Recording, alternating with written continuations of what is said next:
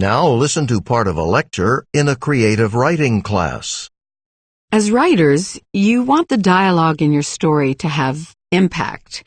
Well, there are many ways to do that, and I'm going to talk about two of them: exaggeration and understatement. Now, understatement is the opposite of exaggeration, but you can actually use them both to do the same thing, to create emphasis or impact. Let's compare them and see how they do that. Okay, exaggeration. When you want your characters to emphasize a point, you can have them describe things or their feelings as bigger or more extreme than they really are. For example, your main character comes back from a very long walk and she's very tired. Well, you can have her say, "Boy, I'm tired." Or you can have her say, "I can't take another step."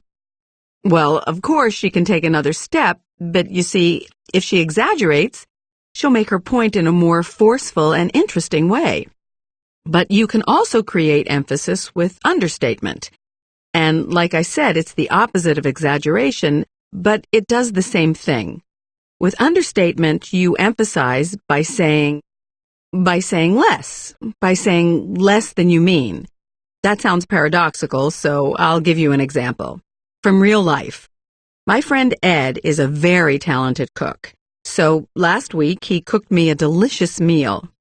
Now I could have said to him, "This food is really great, Ed, but that's kind of boring." Plus, Ed knew I thought the food was delicious. I'd eaten 3 servings, so instead I said, "This food's not bad, Ed." Now clearly the food was a lot better than not bad, but by understating, by describing the food as less good than it really was, I actually made a stronger statement. The characters in your stories can do this too. Using the examples mentioned by the professor, describe 2 ways that writers create emphasis when writing dialogue.